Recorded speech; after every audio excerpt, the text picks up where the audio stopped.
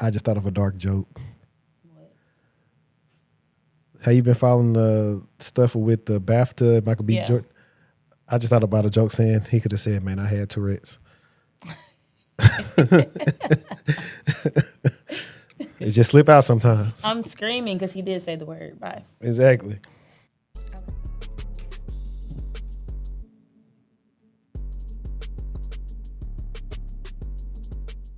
Welcome back to the Sexual Talk Podcast. I'm your host, HD. We got Cybershortieee in the house. And today we'll be talking about the PayPal data breach, Anthropic tells the Pentagon no, Block had a massive layoff for AI, FBI, ATM attempts, how to act in corporate, and more. Welcome back, guys. We wanted to stay going live for y'all, but, we work, so we got to work around all that. However, I think I want to start off with what episode did you get to on Paradise? Episode 0. Because I haven't had the chance to start. I've been so busy. But maybe that'll be my treat this weekend to just binge it and get it over with. What you think so far? It's different. I think it's doing a slow. I don't like different. It's not hitting you with a bang like season 1. Mm-hmm. I think they're doing more world building. It's a slow build. To connect all the dots. Because that was the hard part. Like, they only had, I think, 8 episodes in season 1. And so it was, all over the place, but it started making sense. Mm-hmm.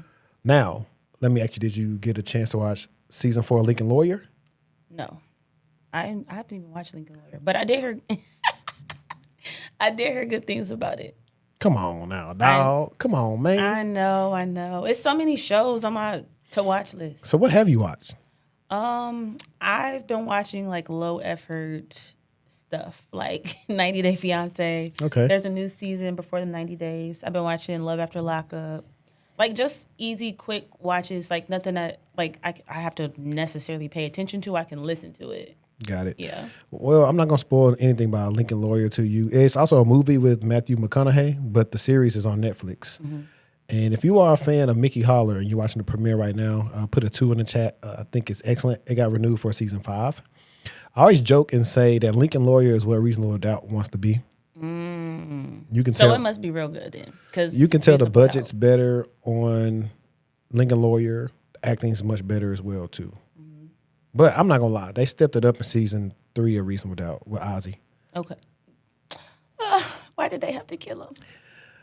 It was so good. It was so I was sobbing. I did not think that's where it was going, because you remember I thought one of the kids died or her mama, because they staged it for us to think that it was her mama or daddy or something. That bothered me. But he acted his butt off. Yeah, no, for sure. He did that. Somebody doing a good job when you go from not liking them to rooting for them. Literally, because he was getting on my nerve. I actually wanted him to be done. I think I had even told you, I'm sick of him. Yeah, for sure. Now, I'm trying to think if it's any other decent show that I watched. You said Cross. Cross. So I started season 2 of Cross. Don't tell me it's disappointing. It's not disappointing. It's just different. Because season 1 was more so based on more so Cross and finding a person. This one is finding a person, and everybody else got their own stuff they dealing with as well too. Beauty and Black, is that out yet? The new season? I stopped watching it. I couldn't even get through the first season. I got through the first season just because I ain't have nothing to do. It was like a cheap version of P-Valley for me. The acting was just not there for me. Did you watch Joe's College Road Trip? I did, and it actually had me on the floor. I heard people just want him to stick to that trope, but I heard it was actually pretty good. I like Joe. I'm so happy that he actually gave Joe a space to shine. Now, Joe got up there and acted like Joe. Joe was cutting. I thought I'd be cutting up. No, Joe was cutting up from the time it started all the way to the end. He said every cuss word you can think of, he said it. Yeah, for sure. But let's get into, I guess, now this is a topic we don't have an article for, but I thought we could start off with this. And I briefly wanted to talk about corporate etiquette. Let's talk about it. And how, at least for Black people, right? What sparked this? It sparked from the latest thing I did what was it? The one I dropped, I'm telling the truth about the job market in 2026. And it spurred from that, and then all different type of content that we have that's out, like about corporate etiquette and being black and corporate and all the different, whether it's microaggressions or, not to be yourself, got to be the representative of what fits their culture and everything else. And I know I'll have a lot of people that come in the comments sometimes saying, hey, this is not just a black issue. We not worried about what we ain't. We only focusing on black people stuff. Like, I don't like when people do that because I'm not worried about them. I'm talking about black people. This is like. That reminds me of, what is the author's name? Toni Morrison. When she was asked questions about why she doesn't write books that are not for black people, or why are black people her demographic? And she was like, simple, because they are. That's my lane. That's where I belong. That's who I'm telling the story to. Nah, facts. And it's just like, we only know about us. So, I mean, that's why I keep it. That's just like, if you was a kid, your mom probably hit you with that. If so-and-so jumped off the bridge, would you do it? Yeah. On, what's she saying, the Proud Family? If it was fun. If your friend jumped off a bridge, would you do it? Right. So what we're going to do is, while we're talking about this, I thought it'd be a great time to react to a video from my guy, the Tech Disciple, a.k.a. Bryson Ross. So let me get that video up here real quick. In my previous video about Black tech influencers and their assistance in the dismantling of Black economic mobility pipelines, I said that I would follow up on the idea of institutionalized incompetence and how corporate America relies on this structure to maintain its success and displace Black people. So today, I'm going to explain the utility of this system and explore some of the reasons for its existence. Okay, so corporate America at its core is about profit. Above all else, the primary goal is to maximize shareholder value. And to do that, corporate entities sometimes rely on unethical practices like mass layoffs. And obviously, layoffs affect more than just Black people, but statistics show us that Black people are disproportionately affected, experiencing job loss at a rate double that of white workers. Now, given all that's transpired as of late in the job market, one would assume this to be a recent trend, but this has been the case for decades. As a matter of fact, since the 70s, when the Department of Labor started measuring job loss by race, Black people, as they are today, even then, were disproportionately affected. And we know this because we have the proof. Nonetheless, given the fact that layoffs functioned as a way to signal to investors that a company was in good financial standing, it became a bit of a business necessity to maintain a class of people in corporate America that were easily disposable. But why would they target Black people? Stick with me. In this book, Isabel Wilkerson does a great job of explaining. I just got to pause real quick and give my boy, a round of applause right now because He's eating down. He's definitely he's putting on a show. So thank you for actually, y'all don't know this, but literally right before we recorded this, I called him like, yo, can you send this to me without the music? And he didn't hesitate to send that. So I appreciate that. In the strategic positioning of Black Americans at the bottom of the American caste system and the economic necessity of a low-class labor force and its origins. But these are the foundational elements that bred the system of Black intentional incompetence we see today. From a societal perspective, Black people had already been set aside as the quintessential group to take advantage of without fear of consequence. And of course, we've seen this demonstrated for generations where things have happened to Black people and nothing came of it. So with that in mind, corporate entities began investing heavily in the predatory for-profit education sector, with marketing efforts primarily targeting Black communities, putting money in the pockets of any Black person willing to be a trust-garnering mascot. You know what's funny? I never thought about, what you doing? You ain't doing nothing. You might as well go to, ain't that his Everest College or something, right? You sitting on the couch anyway. I never really put two and two together that he was a guy that was Black and they paid him to be the spokesperson for this, or Romeo for ICDC College. I think that this guy was a bit more respected than Romeo was for because people were cracking jokes about like ICDC. But I see they was cracking jokes just because it's like Romeo went from Romeo show. That's what I'm saying. That. They didn't take it serious. They didn't take this serious. They always made jokes about this guy. I know a lot of people who went. Where are they now? Clock it. While corporate America worked in the background to maintain that pipeline of intentionally miseducated and easily disposable professionals. Now, most of these colleges no longer exist, so I won't waste too much time talking about them, but the modernization of this framework is exactly what we see today in tech, with boot camps and certifications that intentionally leave people lacking in knowledge and ultimately making them easily displaceable. Now, as Silicon Valley and the tech giants continue to capture market share and grow into what we'll know as the modern establishment, we should obviously expect to see them utilize the methods of the old establishment to maintain their power, which of course includes the maintenance of a pipeline intended to take advantage of marginalized people. Now, the intent of this video is not to label all boot camps or search or tech influencers as bad or intentionally malicious, but more so to highlight the fact that there are people and big corporations who are financially invested in your failure as a Black professional. And if you're not part of the solution, you're part of the problem. Mic drop on that one real quick. Okay, Bryson. Mic drop, mic drop. Eating down. But let me fix this real quick. The thing about if you don't know your past, you are bound to repeat it in the future or whatever. I think that's literally it. But I think it's like also like caveats to like some of the stuff that he mentioned. I think it was good. It's now, I think a lot of Black people that do get in corporate know their worth. That part. And we as a community are finding our worth because of social media, because we've been able to see other Black people be successful among, within their careers. And that in turn causes people who just needed to see somebody else do it, know that they can do it. Because it's in a lot of people, but if you just don't know, you know what I mean?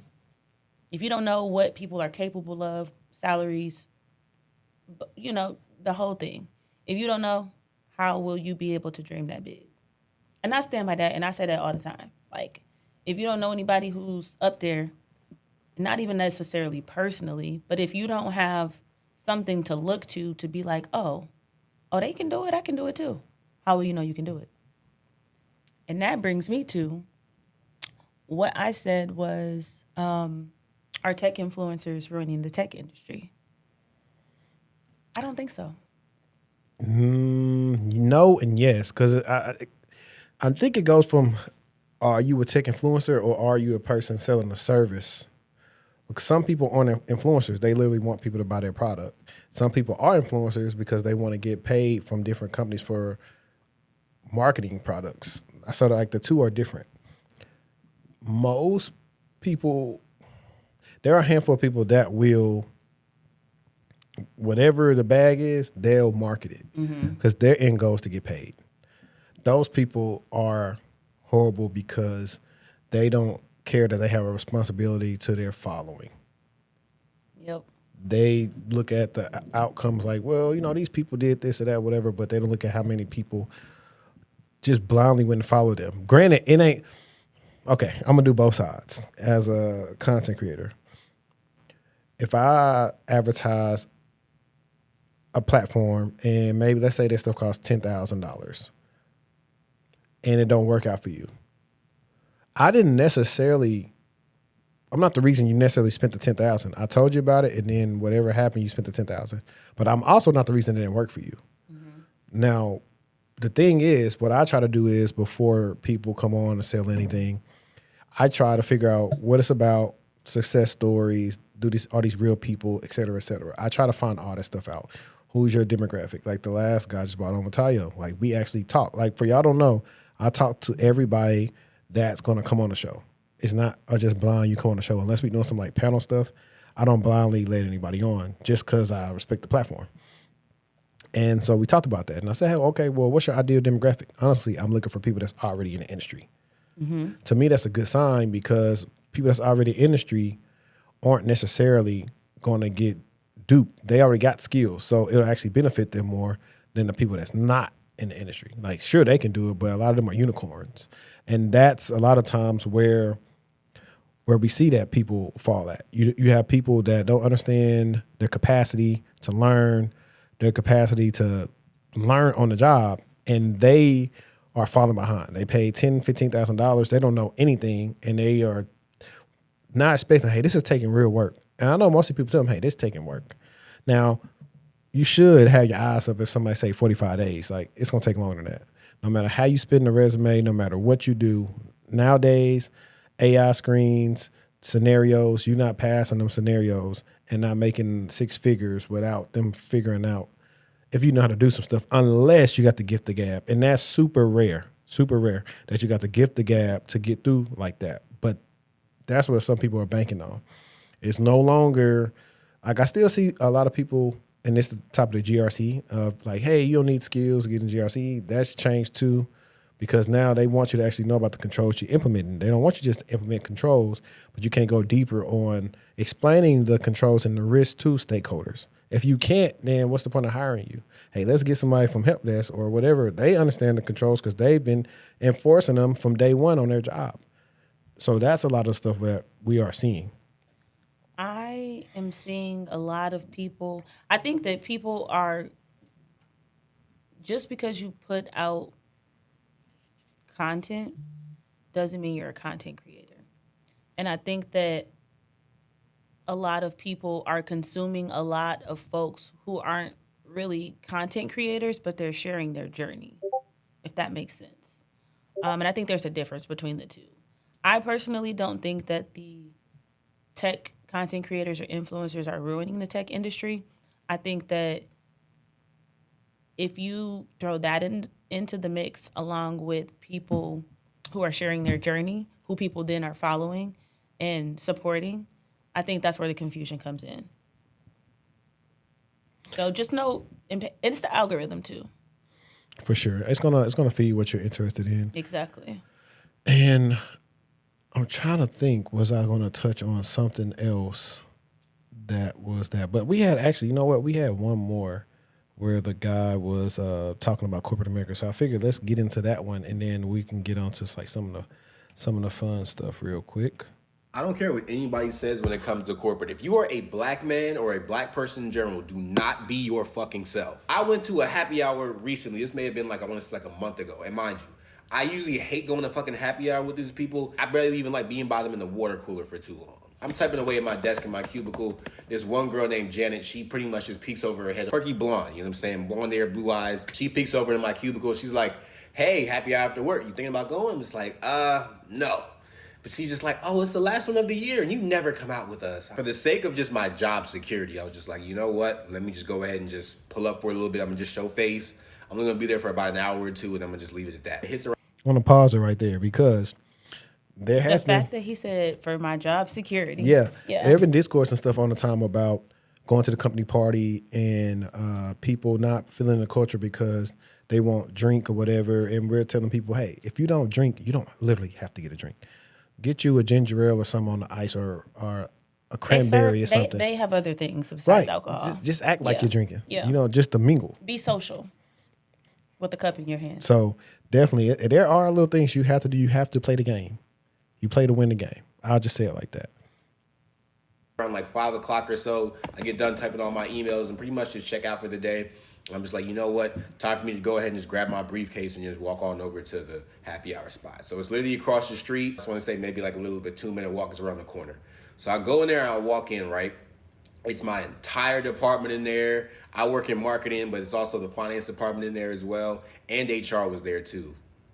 Yeah, so y'all can see how this story's about to fucking go, okay? So I go in there and I walk in and I had no intention of drinking anything. I was trying to get my usual just ginger beer and lime. I don't want to cross any type of boundary that I don't know I'm crossing by accident. You know how you can do that as a black person? Just fair warning, right? So I go in there and immediately Janet just offers me a shot. And I was just like, I wasn't going to take it, but I'm just like, you know what? Everybody is kind of looking at me when I walk in. I was just like, I don't want to be the buzzkill in the party. So I was like, I just take this shot.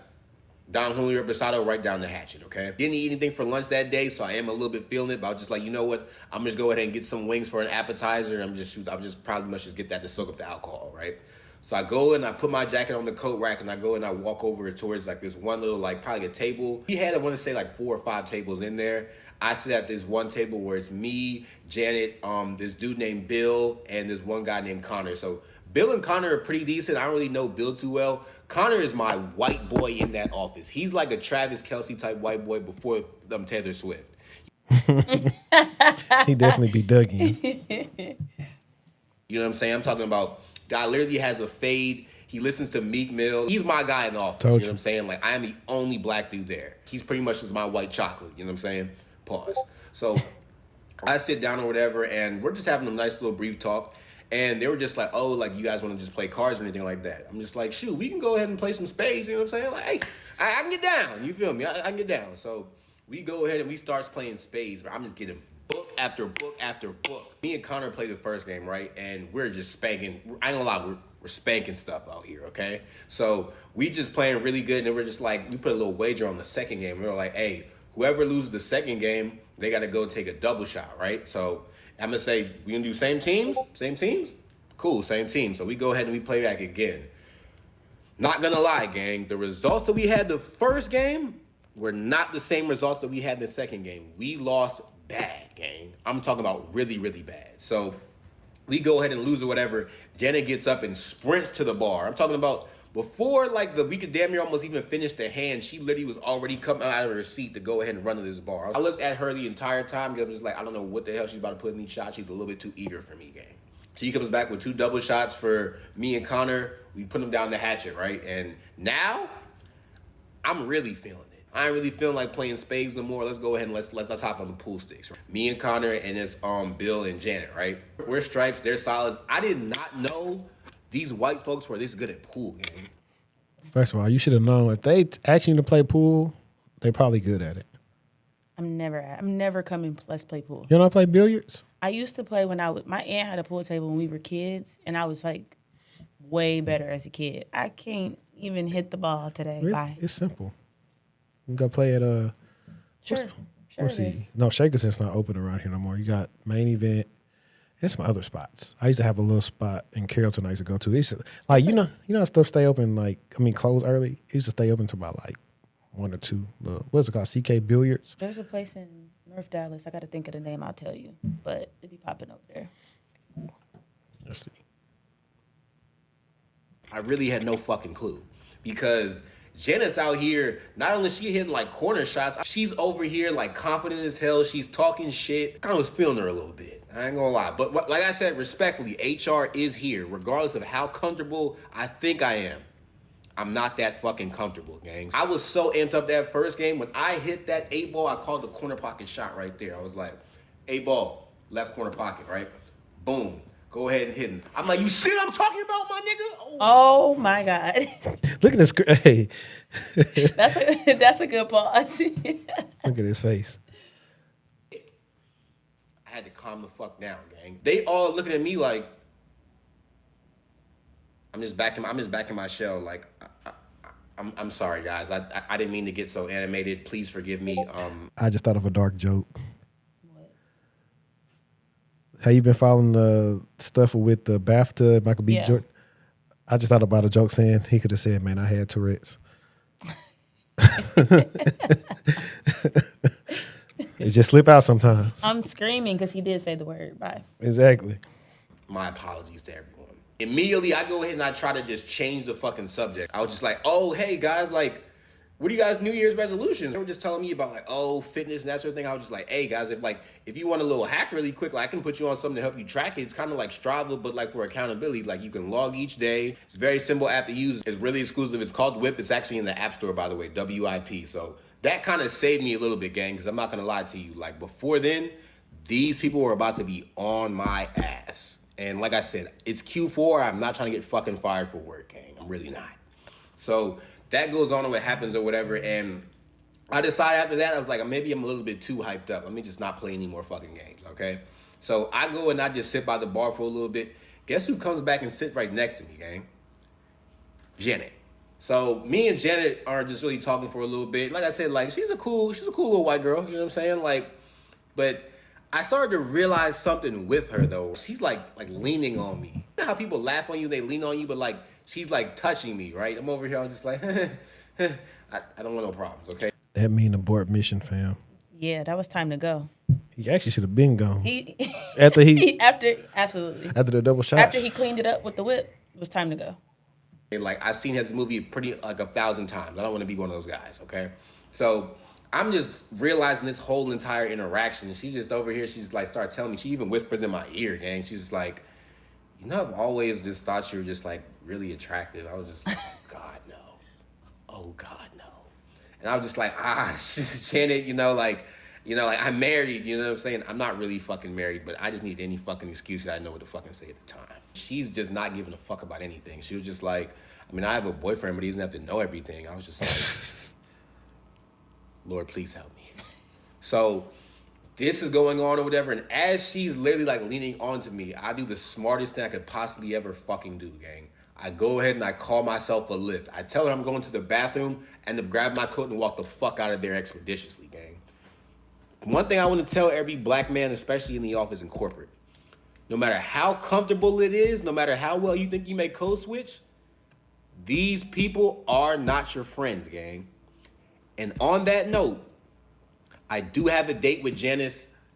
I'm literally done. Not while I'm still working at this company. I'm going to let you guys know how it goes. Y'all be safe, though. Don't hit none of your coworkers while you're still working there. I'm screaming. I mean, that was good advice. He's funny. That was good advice.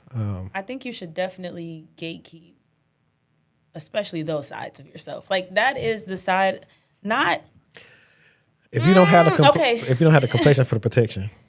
That, and also there was a lot of layers there.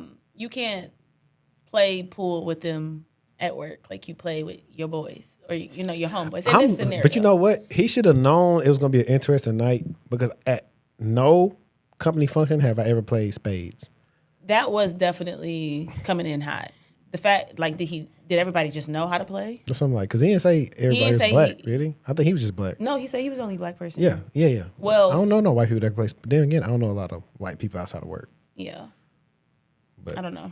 Yeah. But I do think that it is important for the more... I'm trying to choose my words carefully. No, but listen, Yeah. I'm gonna let you think about the words, but this is a list of the games that you can't play. You don't need to be playing spades, dominoes, Uno, rolling dice. Rolling dice is crazy. People roll dice not for money. Mm-hmm. Exactly. And I can't think of nothing else, but anything that's classified as a game that you played when you was in high school or you played with your fam, that's not what you play at work. Okay, hear me out. Why Uno? What'd you say? Why Uno? What is that? Uno. You said Yeah. Uno. I feel like black people make Uno famous. I could be wrong. I'm screaming. But you seen how serious it get when somebody hit you with a draw 4 and a reverse and a wild and another draw 4, so now you got to draw, 8, 16? 24. People that started fighting. I'm screaming. Also, one that could be on the cusp that you may or should not play, Taboo. Taboo on the cusp of what you should or should not play. I think you should be careful playing like those. Is it Pictionary? Like the taboo style games. The deck is what you need to be concerned with. Bring the mic to you, son. The deck is what you need to be concerned You just pull it back some, that way you ain't got to lean in. when you are playing those type of games. You should definitely be concerned with the deck. Because I feel like, we know some of these decks are off the chain. They for late nights, couples, friends, girls' nights, not appropriate for work. So if you have to bring a game to a work function, Man, bring a puzzle. bring something work appropriate. Bring a puzzle. Shoot, play Connect 4. Tic-tac-toe. That's boring. No, it's not. Connect 4 boring to you? Yeah. You must lose all the time. I'm not going to go play that. If I'm somewhere and they having game night, that's gonna be I'm the definitely last playing thing. Connect 4. I'm definitely playing Jenga. I'm gonna play Mancala. I don't know what that is. Yes, you do. What's with that? with the marbles, with the little cups, and you take them, and you drop them in. I don't know what that is. I'm gonna send you a picture of it. I've never played that. I like to play, adults is fun because I like to play kid games that you can turn into a drinking game.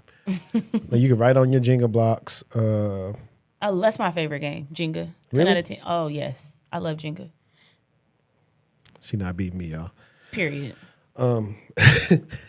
See, this is why I don't be needing to record at night because then I think about all the stupid stuff like memes. It was like on the first date, we go play Jenga so I can learn on my pull-out game strong. Like stupid stuff like that just popped in my head. But I will let you get into your first article because I thought that was some pretty fun stuff to start the show.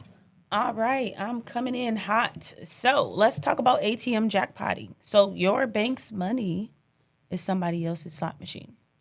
So let me set the scene for you. It's nighttime. We have a man walking up to an ATM, not your fancy bank ATM, maybe the one that's at the gas station, only the location that you would go to, like if you're desperate, right? You lost not your debit card, but you need some cash quick and you don't have time to go to your bank's ATM. So this particular guy pulls out a key, and it's not a hacked key card. It's not super gadgety or mission impossible. It's really just a regular key, and he pops open the front panel of the machine.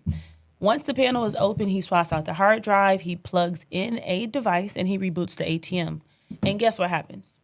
The ATM starts spitting out cash. No card, no PIN, no account, just literally a waterfall of money. Now, what this is known as is ATM jackpotting. And according to a brand new FBI flash alert, it is no longer a niche criminal trick. It is now a full-blown industry. So let's talk about the numbers. In 2025 alone, there were over 700 ATM jackpotting attacks across the U.S.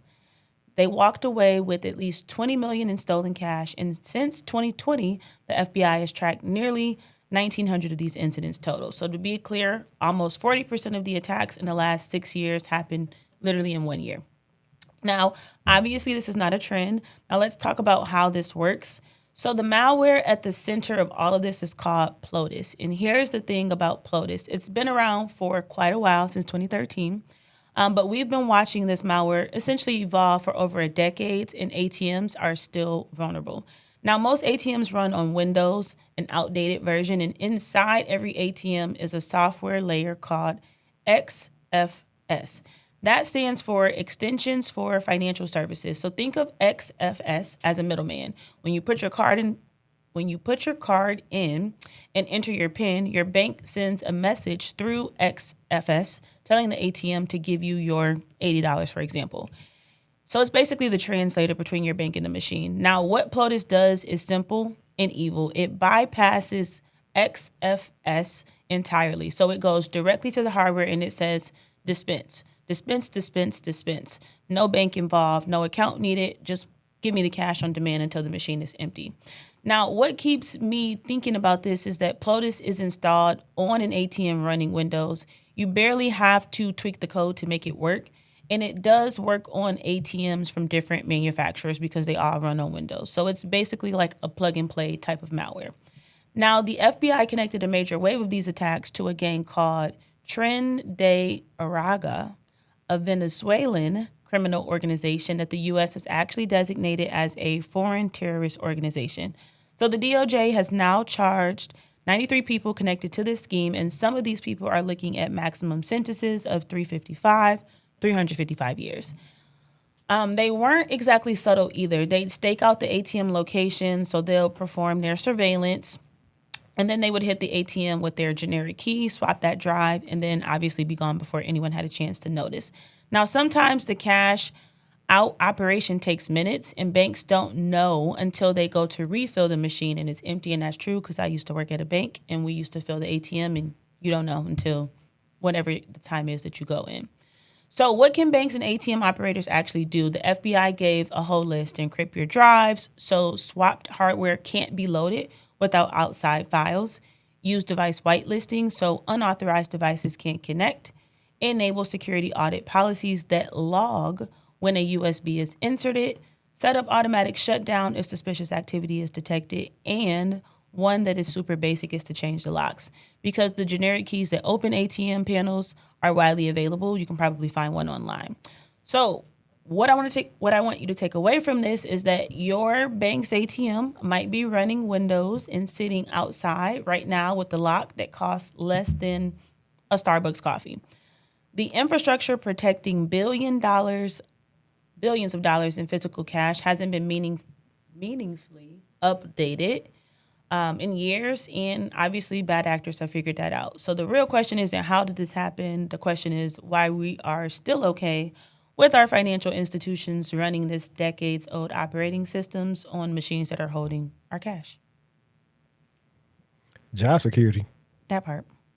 We keep talking about cybersecurity like it's a futuristic thing, but this is It's right You know, now. it's funny. There's probably a niche for like people to go through and either, I don't know, like I guess like the bank would monitor their ATMs, but then I wonder about the ATMs, like Like this in a because you gas can buy your station. own ATM and Yeah. you go put it in the gas station or whatever. So that remind me of barbershop when they stole the ATM and went no money in there. Have you ever used Tap at ATM? So I just went to New York and they had Tap available, and I just that's a game changer. That was my first time seeing it. Really? I've never seen Tap at ATM before. Really? I forgot you Ever. don't use Chase though, do you? Yeah, Chase been had it. Well, I know like other banks have like where you can put in a pin, like if you like through the app, like you can No, still you get just use your or don't your you- phone. Yeah, yeah, your but Google I've Pay or never Apple Pay. seen like And that's actually Tap. more secure than using your actual card. It is. Like I know that transactions, the numbers that you use to transact with are different from sliding it, versus them typing it, sliding it, And Tap. inserting it, and tap, Yep. and then your phone. They're all different, Yep. which is why it makes more sense to tap to pay. I'm a tap every time. I'm a tap every time. That's hilarious. I wanted to talk about PayPal. A lot of people weren't talking about this, but PayPal suffered a significant data breach. So, beyond corporate security, consumers must remain extremely vigilant following a significant data incident that exposed highly sensitive information, underscoring the need for constant personal digital hygiene. And what's funny, what a lot of people should know about PayPal is probably one of the most phishing, scammed out platforms ever, because people can just set up a PayPal fake invoice and make you believe you owe some money. And like PayPal will eventually get around to taking the fake stuff down, like, you know, you get a fake Norton invoice or, hey, you owe Microsoft or whatever, but it takes them a minute because they're so large. Now, but I think this is related to the PayPal working capital, but let's see. PayPal has notified a substantial number of customers about a significant data breach. The breach alarmingly exposed sensitive personal identifying information, including customers' social security numbers, full names, and addresses. Crucially, the compromise persisted for nearly 6 months. This prolonged exposure dramatically increases the risk of identity theft, fraudulent tax filings, and other long-term financial harm, as social security numbers are permanent and highly valuable to criminals. And that's why a lot of times if you're like in these type of interviews or incident response or whatever, you talk about an incident, a lot of times you want to say you want to probably go back and look 6 months, because that's about as long as the attacker's been there, and they're not going to make a move until whenever. So this is probably interesting of like, why didn't they see that they were in the system? But I can tell you now, if you are listening to this or watching it, be on the lookout for PayPal hiring some security people pretty soon. That's all I'm going to say. And hopefully they let them be remote, because I know a lot of jobs is in Phoenix, but who knows? If you are a PayPal user, immediate and comprehensive security hygiene is mandatory. Do not delay. Change your password immediately to a unique, strong, and complex password. Do not reuse it anywhere else, especially not on other financial sites. Of course, enable MFA on your PayPal account and all other financial and critical accounts. Use app-based MFA where possible, as SMS is less secure. Closely monitor all financial statements and credit reports for the next 12 to 24 months for any suspicious or unauthorized activity. Consider placing a fraud alert or credit freeze on your credit file immediately to prevent unauthorized accounts from being opened in your name. Yeah, and I think, let me see something, because it pulled some stuff, but I want to double check, because it wasn't just strictly like PayPal. I want to say it was a specific sub group of inside of PayPal. Yeah. So specifically, it affected the users of PayPal working capital. And this is for anybody got a business, you got a PayPal, and you do enough transactions, PayPal will message you like, yo, you apply for PayPal working capital. And the good thing about that, Stripe has the same thing, and other fintech companies probably have similar stuff. But the best thing about those is you'll never miss a payment, because it's going to take money off of every transaction you do, which makes it like the best thing that you can do if you need some money, whether it's payroll or whatever you got to do. You know, you could do it quick. So I wasn't alerted about this because I use PayPal working capital. So luckily they ain't got my stuff. But if they did, I'm definitely going to, I don't know what I'm going to do. But that's what I just want to talk about, specifically let people know it's PayPal working capital. And since that happened, I wanted to play this. Today's video is sponsored by Aura. Aura monitors your personal data, including your social security number, across billions of data points like the dark web and public court records to detect and alert you to potential identity theft. They give you up to $5 million in identity theft insurance should the worst case scenario happen. They also provide a bunch of other features to keep you safe online, all inside one app. You can go to my link right now, aura.com/textualchatter, to try 14 days for free. That'll be enough time for Aura to find out if any of your personal data is exposed. I highly recommend you do this right now because not only is the national public data not going to do anything to help you, they probably aren't even going to face any repercussions for this leak. I'm not leaving myself and my family vulnerable to data breaches. If you don't want either, you can go to aura.com/textualchatter to try 2 weeks for free. Now back to the video. But yeah, Aura's dope, so definitely look into them and try them out. Yeah. All right, moving on. We have Claude Code, the danger of cloning a repo. Can you talk about your fun experience with Claude before you get into that? Yes. So I'm a ChatGPT girl. Have been for some years now. However, I've been seeing everybody talking. I mean, people have been talking about Claude, but I've seen it enough for me to be like, all right, let me download it and give it a try. And immediately, like the first response that it gave me was the banter and the tone and the way that it was talking to me was like the most hilarious thing ever.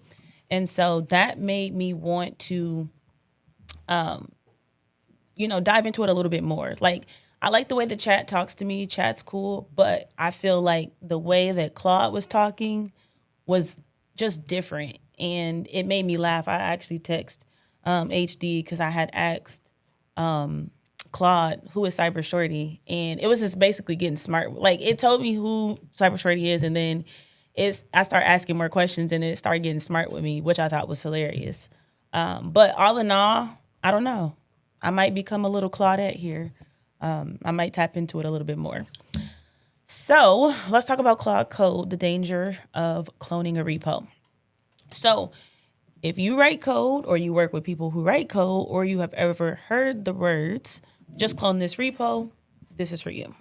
So Anthropic's AI-powered command line coding assistant is Claude Code. If you haven't used it, it really just lets developers write code, fix bugs, run commands, and automate tasks using AI directly in their terminal.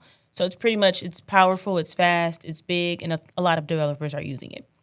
Now, it also just had 3 serious security vulnerabilities disclosed by Checkpoint Research, and the way those vulnerabilities work is going to change how you think about your development environment forever. So here's the setup. In July 2025, Checkpoint researchers started digging into Claude Code's configuration system, and what they found was alarming. Vulnerability number 1 is the hook problem. So Claude Code has a feature called hooks. Hooks allows you to automate repetitive things like automatically formatting code every time you save a file. Now you configure them in a file called .claude/settings.json, which is basically just a configuration file, but it lives inside the project's repository if you're not familiar. Now the problem is that anyone with access to that repo can modify that configuration file, and those hooks execute automatically without warning, without a user prompt, the moment you open the project. Now, Checkpoint researchers proved this by creating a malicious hook that opened a calculator app the instant a developer opened the project. Cute demo, but then they showed the real version, a hook that opened a full reverse shell, giving the attacker complete remote access to the developer's machine with all their permissions and credentials just from cloning and opening a repo. No, are you sure? No warning, no dialogue, nothing. The attack happened before you could even read anything. Vulnerability number 2, the MCP consent bypass. So Claude Code also integrates with something called MCP, the Model Context Protocol, which basically lets Claude interact with external tools and services. So by the time Checkpoint found this one, Anthropic had already added a warning dialog for MCP. So researchers asked, can we bypass it? Yes, they found 2 configuration settings that, when combined, would automatically approve all MCP servers before the user even saw the trust dialog. Same result, commands executing before you had a chance to react. Then we have vulnerability number 3, which is API key theft. And this one is potentially the worst. So Claude Code communicates with Anthropic servers using an environment variable called Anthropic _base _URL. And this variable tells Claude Code where to send its API traffic. If you override that variable in a project's configuration file and you point it to a server you control, all of Claude Code's traffic gets rerouted. So every API call, every request, all of them including the authorization header with your full Anthropic API key in plain text to the attacker server. And all of that happens before the trust prompt even shows up. So these 2 vulnerabilities officially got some CVE numbers. All 3 have been patched. Anthropic worked closely with Checkpoint and has fixed, or they essentially have fixes that are in place before the public disclosure. So if you're running Claude Code, make sure you're updated to at least version 1.0.111 for the first issue and 2.0.65 for the API key one. Now, the bigger picture and what I really want you guys to listen to is that a stolen API key isn't just a personal problem. Anthropic's API has a workspaces feature, which means that multiple team members can share access to project files through a single workspace. So let's just say an attacker steals one of the developer's API keys. That potentially allows them to have access to the entire team's shared resources. So files, models, everything. They can read them, modify them, delete them, or run up billing charges that would make your eyes water. The deeper issue is what what Checkpoint calls a structural shift in threat model configuration files. The kind that developers have always treated as boring metadata are now active execution logic. So if you think about where the supply chain attack for the AI era is, it's really not in what we used to see. So malicious code slipping into an open source library. The nightmare now is really just somebody being able to poison a configuration file in the public repo and then wait for a developer using an AI tool to open it. So basically, if you use Claude Code or any agentic AI dev tool, make sure you update those immediately before you clone a repo from someone you don't fully trust. Make sure you take a second and think about that. It sounded interesting, but I had to step away for a second. Give me the Cliff Notes version of what happened. So all in all, they had 3 different vulnerabilities that were not good that Checkpoint was able to identify and pinpoint, provide them with the information. They did get them all patched up, but it just brings a larger, everybody keeps saying AI is going to replace jobs, AI this, AI that. No, AI is creating so many security risks that's going to keep us employed. That's it. You just need to learn how to get in where you fit in. But AI is absolutely going to cause a lot more security risk. We don't know everything right now. And so as it continues to evolve and expand, so will the risk. And so will our need to perform research, get better, develop new tools, solutions to try to combat some of those threats. Yeah, and ironically, as you talk about AI, something else I thought about that we really do not talk about enough is, what is it? IoT, Internet of Things. Oh, yeah. We don't talk about how that's still as often all these smart devices been out, it's still, there are certain people that get hired for IoT stuff, but it still hadn't hit, I don't think it's hit the pinnacle that's going to hit where that's going to be literally its whole own thing too. That coupled with AI or a hybrid of IoT AI devices, because they're already using AI as well. So, would you say that IoT is Internet of Things for those of you that don't know? But I like to think about it as things that have the internet hooked into it that typically wouldn't. Think about smart. Your refrigerator, your fridge, your doorbell, your toaster. Why do you need a smart toaster? Your Oura ring. Not too much. Not too much. Not too much. Your meta glasses. Not too much. We ain't talking about that. Everything that we pretty much use now. Literally. Is now we're behind. Some countries, they're very smart and China are on it. Japan for sure. Mm-hmm.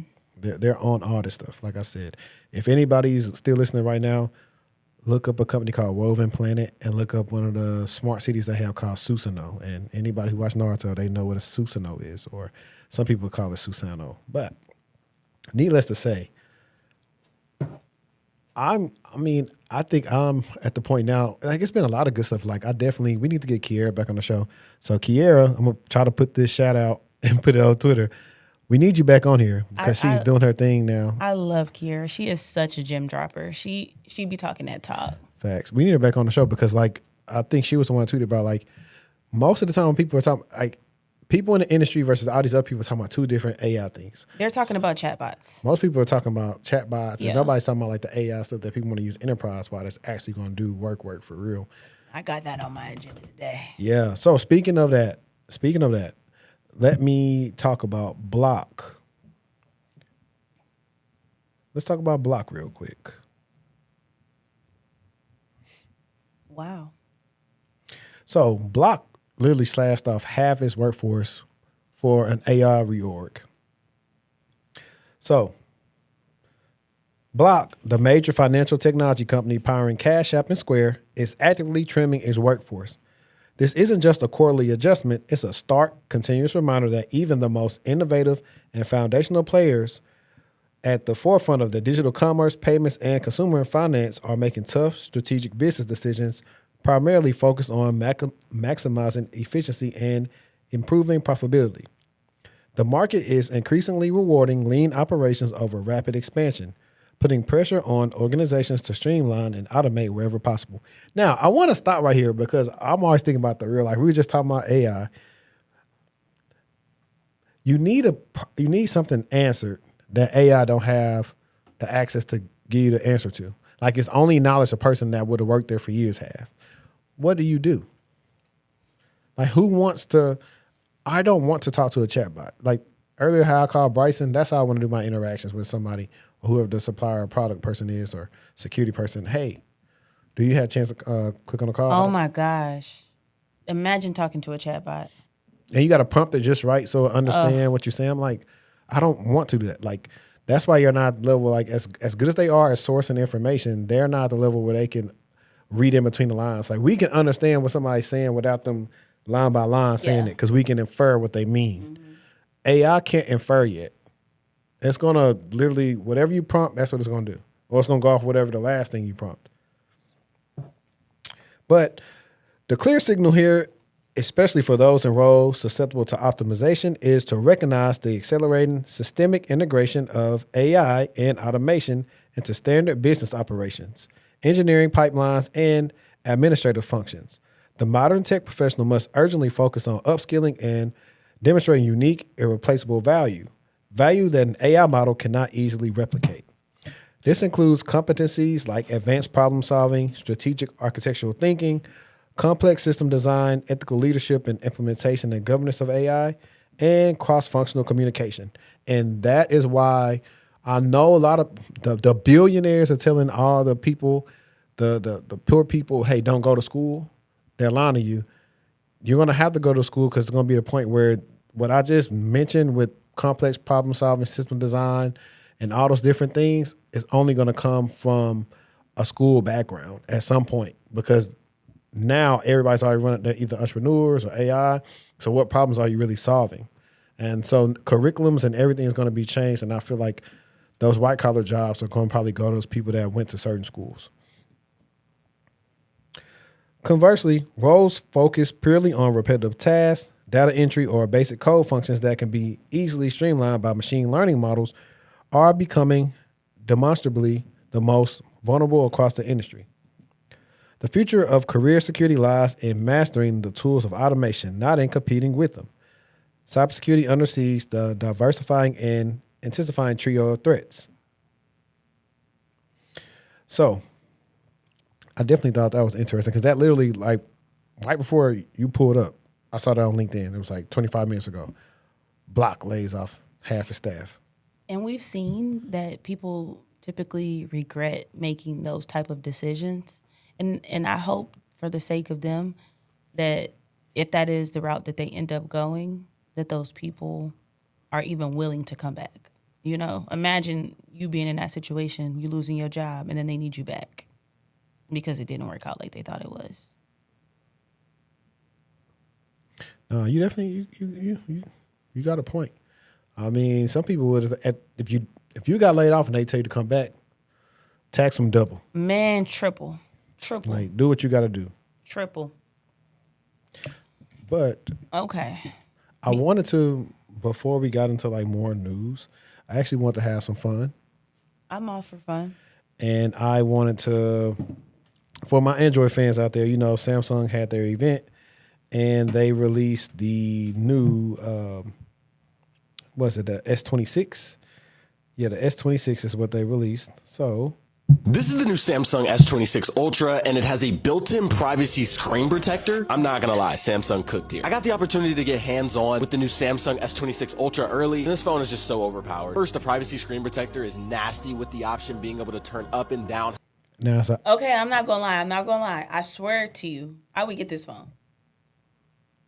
I would get this phone. If I was at the store right now, I would get this if phone. y'all don't believe that she would get I it, don't even participate.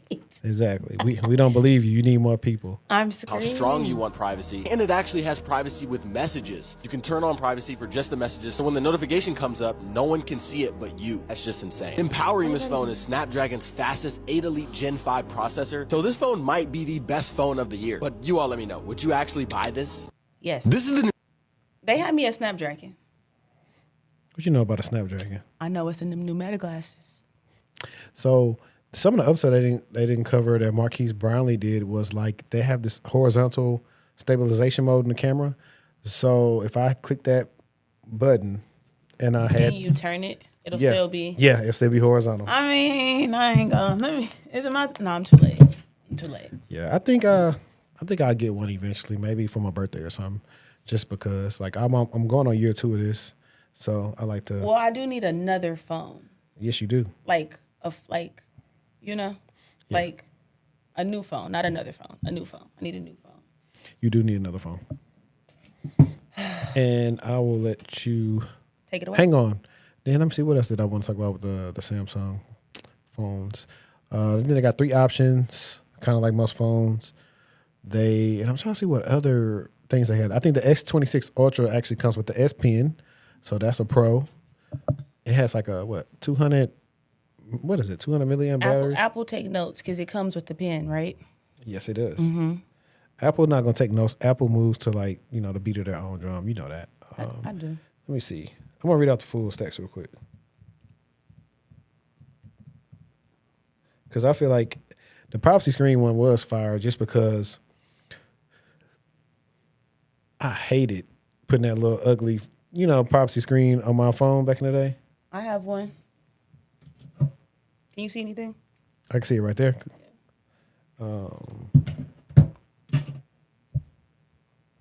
Wait, why are you calling it ugly? Because you have to put it on. That's what made it ugly. Like, it should just be built in, like them using that Tony Stark Them building it technology. in is a game changer. Apple never doing that. We won't see that for 10 years. You know what? Let's do this. Y'all want to see what we looking at? Let me do this, fam. All right, there we go. So, you go to the privacy display right there.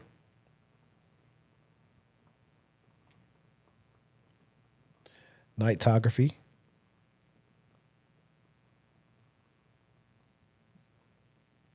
Photo assist. That was pretty cool. I saw Taylor Lloyd doing some of that stuff too. Taking pictures of like a cake and having it completed and stuff. There you go. AI for you. Key specs. So there we go. Camera, 200 megapixel wide, 50 megapixel telephoto lens. That battery. And it's a fast charger too. Yes. So, yeah. And you don't think I would get it? Whatever. Not at all. I would. All right. My go. So this article is how one person hacked the government with an AI subscription. So this is really going to define how we talk about AI security for a while. So between December 2025 and January 2026,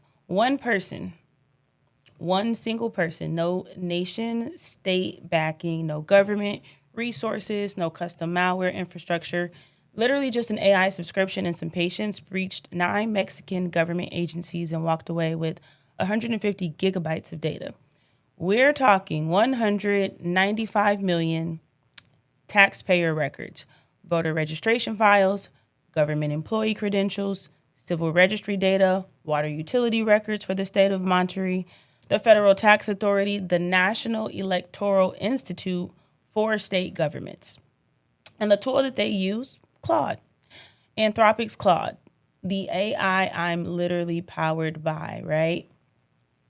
So how it went down, the attacker, still unidentified with no confirmed nation-state link, started feeding Claude Spanish language prompts. This is why it's important for us to have diversity in those rooms when we are creating these models. Thank you.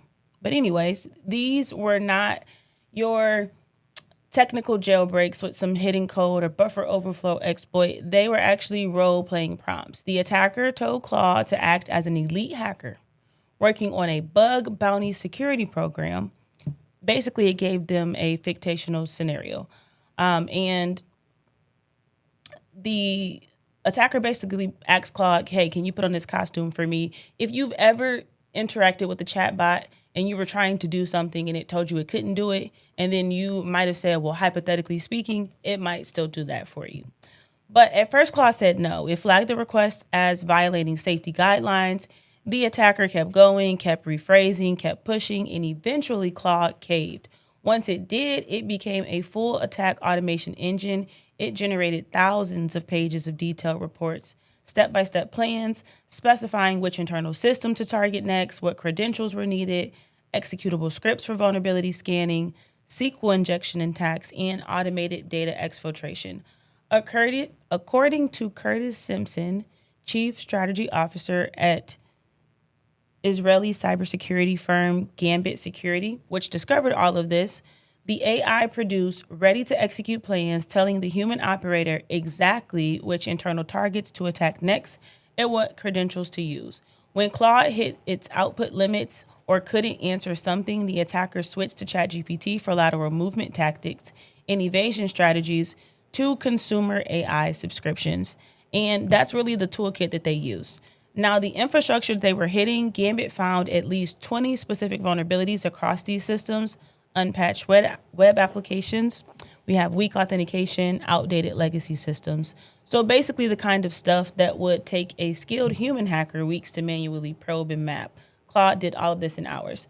Now, how did anyone find out? And that's the wild part. Gambit Security wasn't tipped off by any of the agencies. They stumbled onto it. Their researchers were testing new threat hunting techniques and came across publicly accessible conversation logs showing the complete jailbreak methodology and attack playbook. The receipts were just out of there. The attacker didn't even bother to hide them.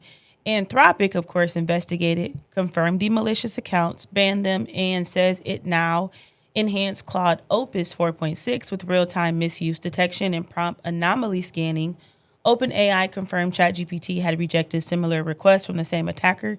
Eventually, Mexican government, what was their response? Chaotic.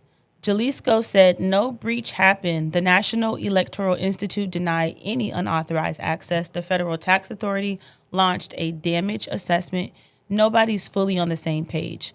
But I think the hot take here is that the barrier to enter or for a nation state level attack, something of that size, it really just dropped down to the cost of a monthly subscription in this particular scenario. So this wasn't a 0-day exploit. It wasn't a custom malware suite. It was not a team of elite hackers. It was literally one person who had patience, a subscription, and the right prompts. Now, the dangerous thing isn't that Claude got jailbroken. AI systems obviously are going to be vulnerable to that type of social engineering. The dangerous thing is what this attack confirms about that legacy type of infrastructure. So Mexico's government systems were full of unpatched apps and weak authentication. Claude didn't create those vulnerabilities. It just found them faster than obviously a human would be able to. So if it happened in Mexico, it can probably happen anywhere, right? Wow. Oh, Claude. Claudio. Claudette. You and this Claudette. You should actually trademark that. Claudette. Yeah, because we go from Claudius We did go from Claudius. to Claudette. So that'd be funny. But no, that's pretty cool. I think my guy, I need to get him back on the show too. He ain't been on a while. But he always talked about, don't think about the use case, think about the abuse case. No, facts. Yeah.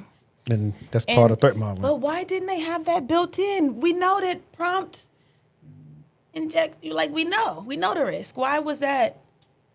You see, OpenAI said, yeah, he tried that over here, and we said no. Yeah.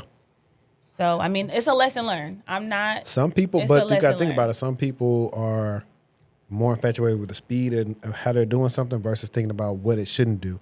This goes. No, they're not thinking about what it shouldn't do. This goes into. It's gotten much better, but before they updated it, Grok was doing anything you asked it to do. For sure, it was. And it was. that was the crazy part. Didn't we just talk about that last week? Yeah, Yeah. So that's what I just thought about. I was like, they thought about how good it is, but you didn't think about. They think about, hey, what if Grok say do this? What if Grok say make a picture of this person doing this, this, and this? And nobody ever really pays attention to nothing. We're at the point now where anything somebody see, they believe. Like there's no zero trust for social media. Oh, for sure. None. Especially when it comes to looking at things that with these new models, they look more realistic than ever.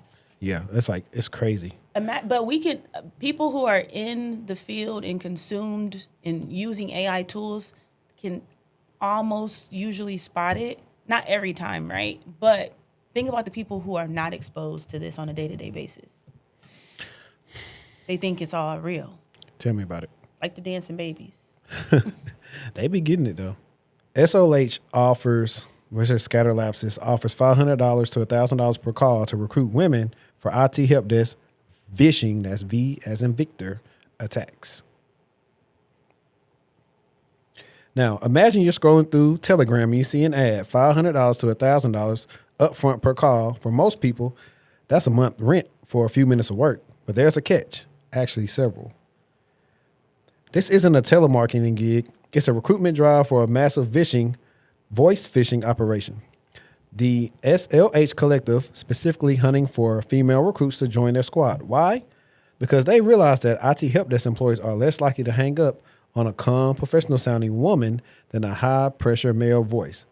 It's a cold, calculated exploit of human psychology. Facts. The recruits don't even need to be hackers in a traditional sense. SLH handles the heavy lifting. They provide the pre-written high-conversion scripts designed to manipulate IT staff. The goal of the call is usually to trick a target into resetting a password or authorizing a remote management tool. Once that's done, SLH is inside the network and the recruit gets their payout. This isn't some new group of amateurs. Let's see. SLH is a cyber super group consisting of members from Lapses, Scatter Spiders, and Shiny Hunters. So I actually was wrong. It's 3 groups in one. They're Voltron right now. These are the same players who have already breached global giants like Jaguar, Land Rover, Adidas, and Qantas. They aren't just making phone calls either. They use a terrifyingly effective multi-pronged attack. They do MFA prompt bombing.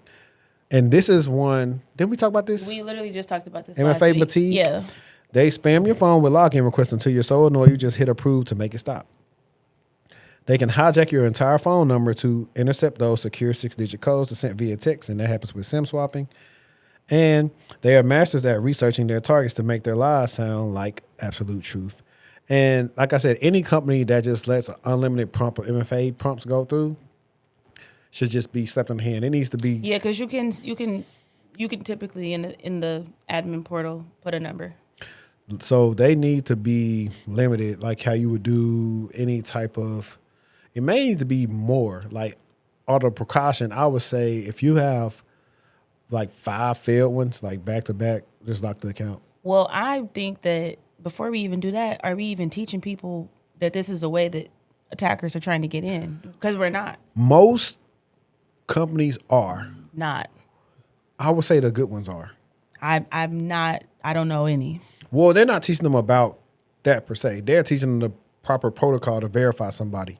Somebody that's from the outside shouldn't be able to be verified to get anything changed. Yeah, but while you going over that MFA in the in your annual, however often you're doing your security training, you should also talk about that prompt fatigue. Yeah, no, for sure. Yeah, so I already knew that's about SIM swapping.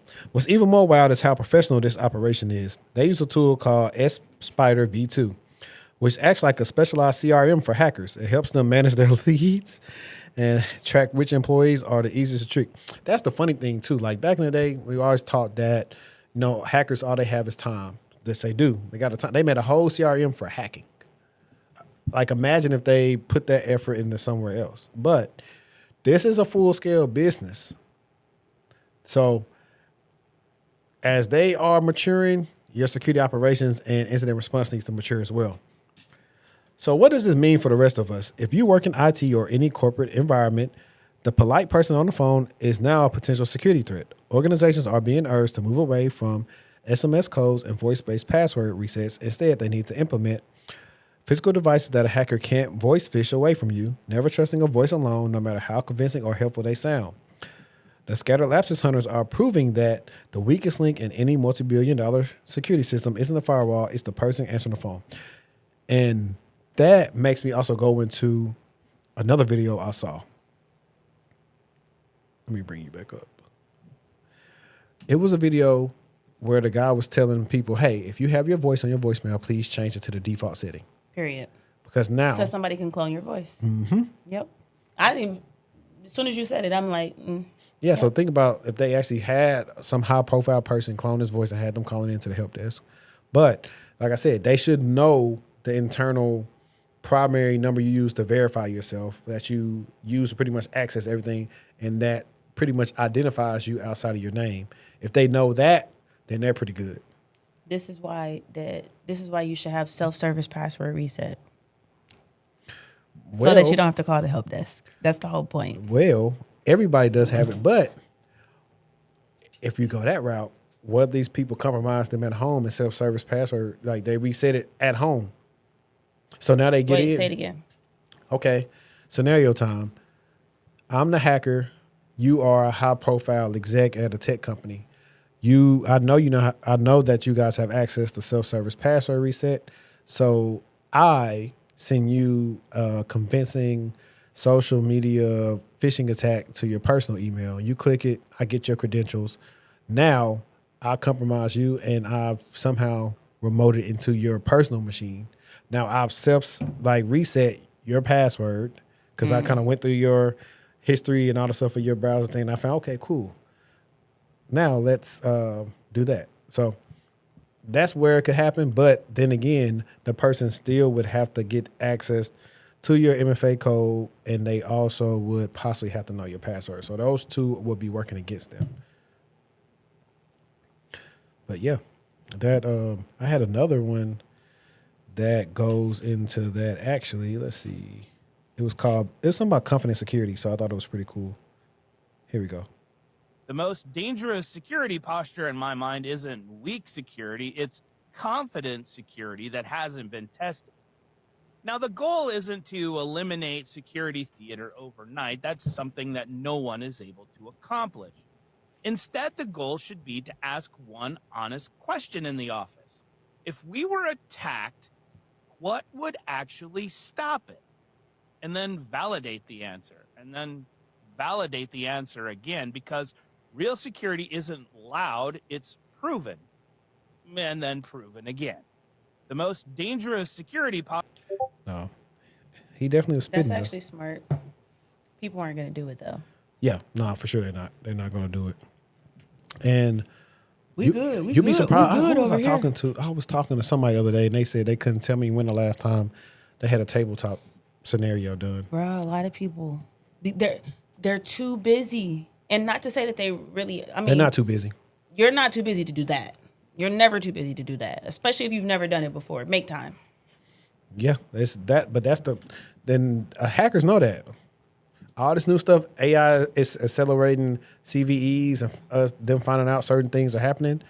So yeah. And a good tabletop will have you like, oh my God, I didn't even think about that. Yeah, and I like tabletops because you get to learn so much. You do. You from going through them. You do. It's like one of the best things for you, and it shows you where your maturity is. Okay, we are really good. We didn't see any detections of this. Oh, we saw these detections, but we told our team, hey, we're just going to track all the detections we had, but we are pretty good. And so that's what you want. You want the outside consulting firm you hired to say, you guys are pretty good. You got some great detections versus, man, we ain't see none of it. They love that.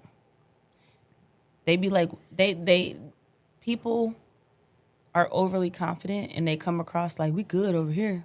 We good. Michael? Yeah, what you had next? I have agents, AI agents. So let's talk a little bit about them. So everything that we've pretty much talked about in this episode, the Claude jailbreak, we got the Claude code vulnerabilities, they all connect to something that IBM just put out on their Think blog that I think is important for us to talk about. So AI agents, if you're not familiar, these are basically, they're not chatbots. So that's what we typically see. What we've typically seen with AI solutions is things that you can talk to and ask questions, but AI agents actually have the ability to do things automatically, or say the word, autonomously. Yeah, Say it. autonomously. There we go. So they can plan tasks, execute code, browse the web, make API calls, book calendar events, talk to other systems. They can do a ton of different things with very little human oversight. And that's basically the era that we're in right now. Agents are everywhere.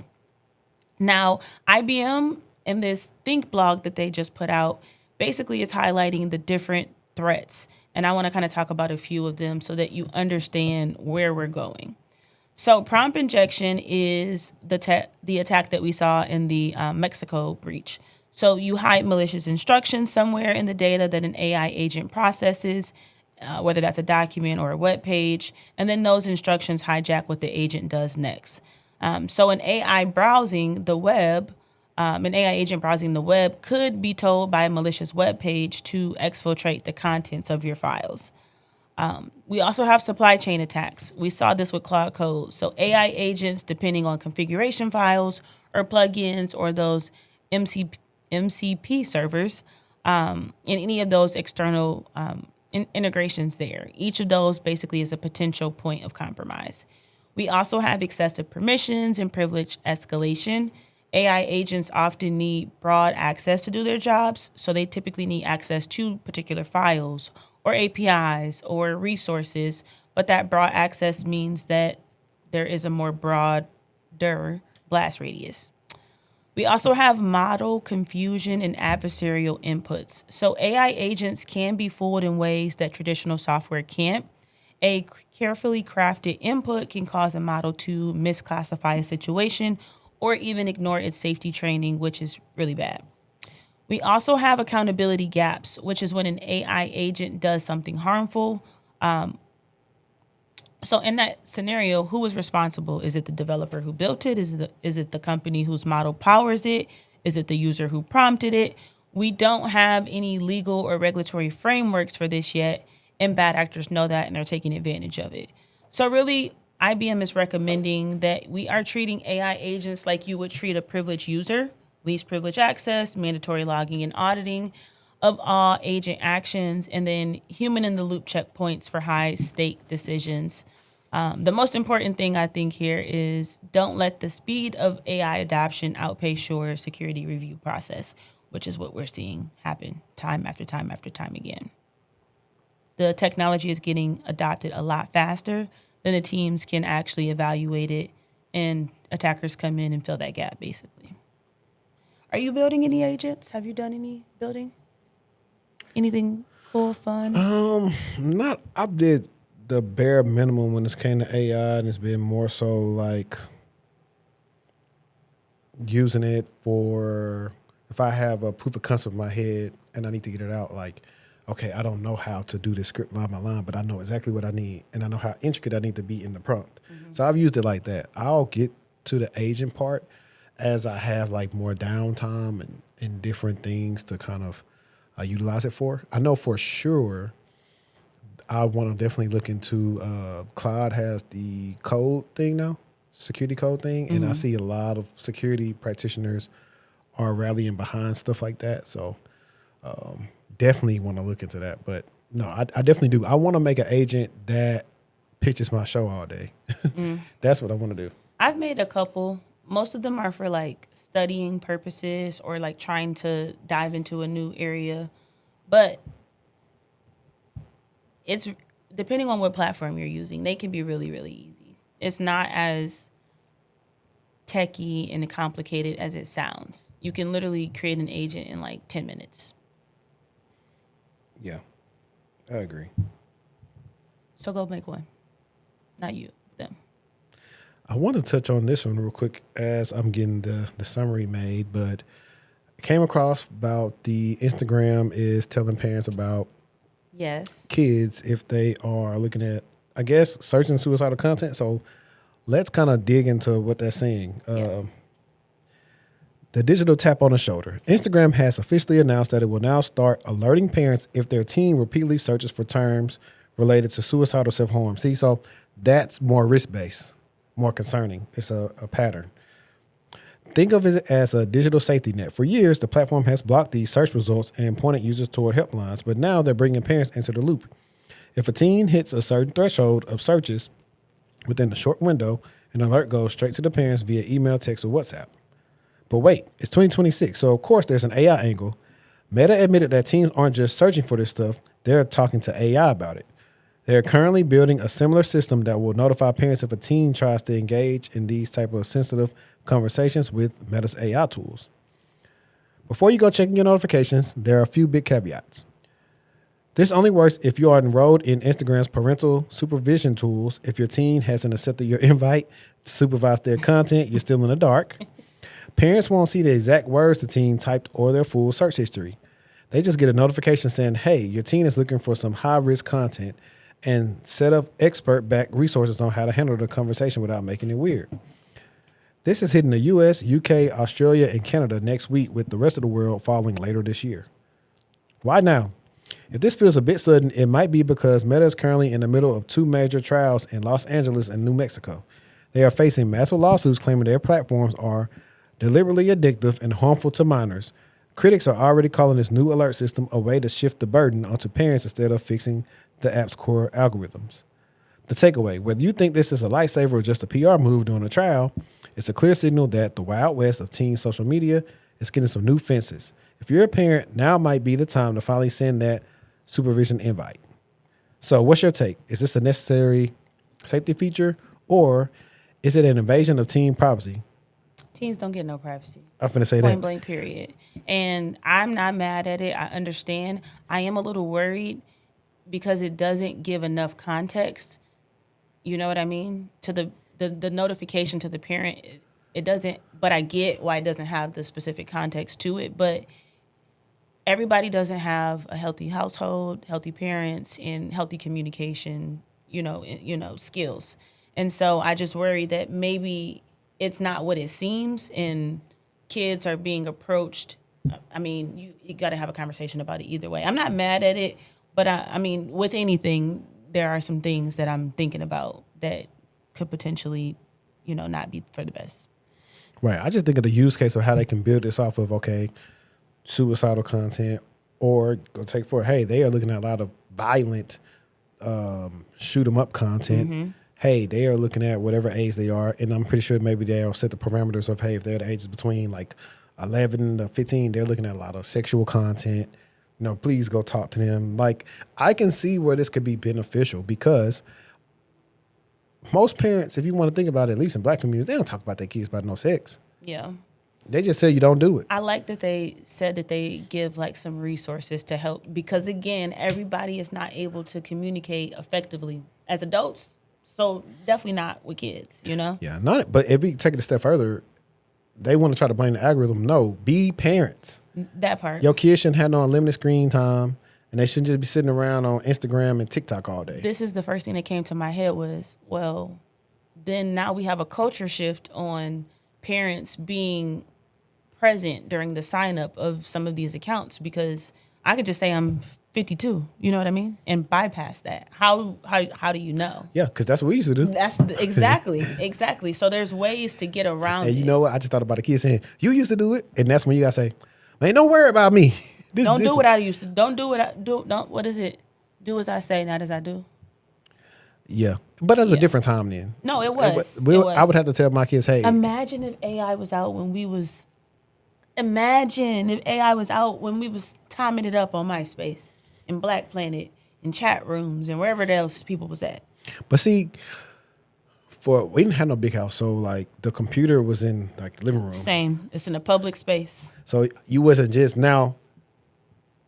At my granny house, she had a computer room. Oh, also, internet was not unlimited and free like it is today. So there were a lot. Text messages were 25 cents. These kids don't know nothing about dial up or DSL.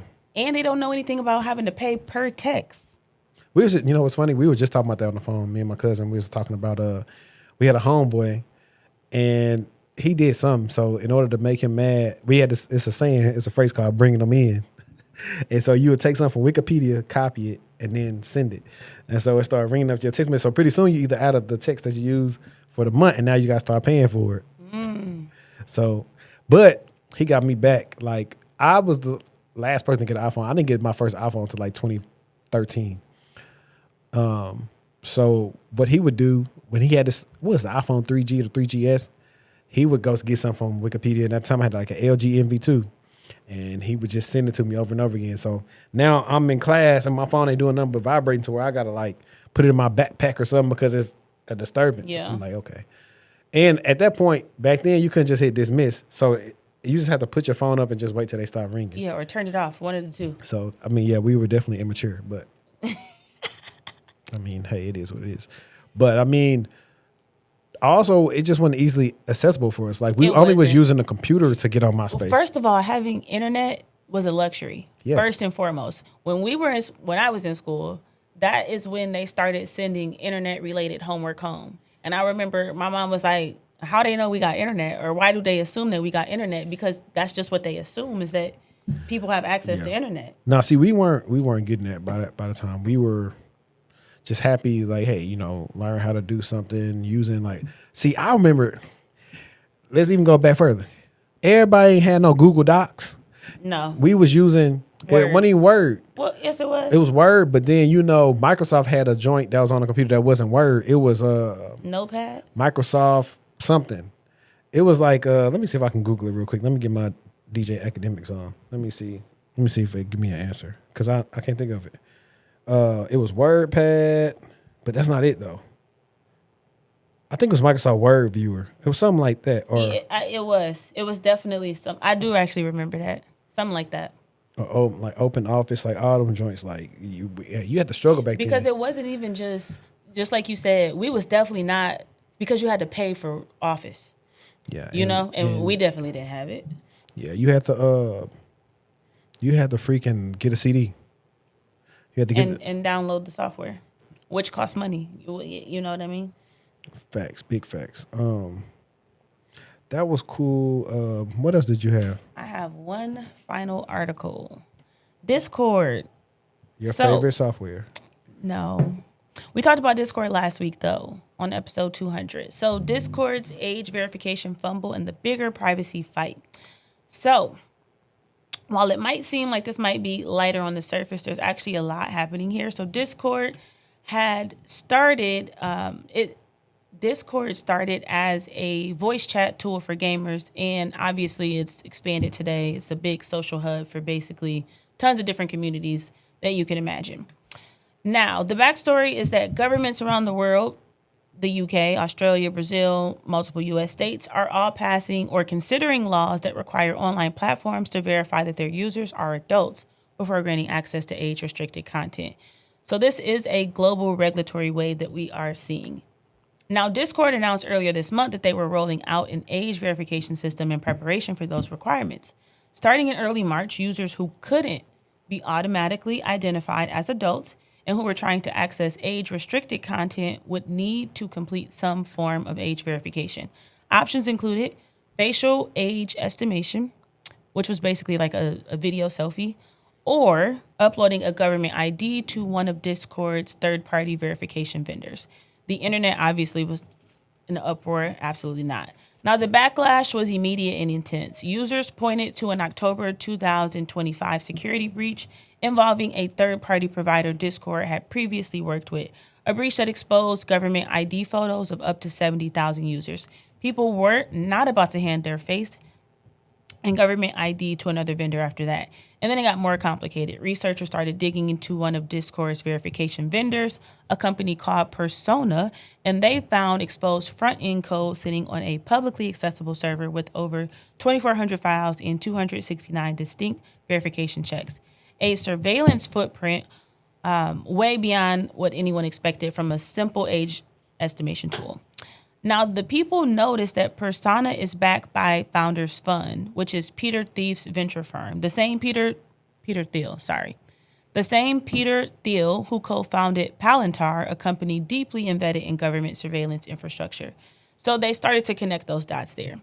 Now, Discord's CTO, I cannot pronounce his name, wrote a blog on Tuesday that basically said, "We heard you, we missed the mark, and we're pumping the brakes." The global rollout, which was originally scheduled for March, is now pushed to the second half of 2026. So they're basically committing to 4 things. 1, they will publicly list all of their verification vendors and document exactly how each one handles data before any global rollout begins. That's a lot of transparency on the vendor side. 2, any facial age estimation must be done entirely on device. So your biometric data, your face scan cannot leave your phone. It has to be processed locally. Persona, they said, didn't meet that bar, which is why Discord dropped them. 3, Discord is adding more verification options, including credit card-based age checks, a method that doesn't require sensitive documents or biometrics.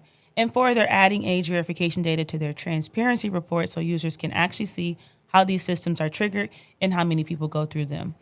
And I think that the most reassuring thing for me is that they did say over 90% of users will never be asked to verify anything. However, like, what does that mean? Why are you doing it if over 90%? That's not, 10% is not a large number to move the needle. But that is what I think about the Discord situation. I think it's just a fight that's going to get louder and messier. I'm not mad at the idea of age verification, but obviously we know that our security here is not tight enough.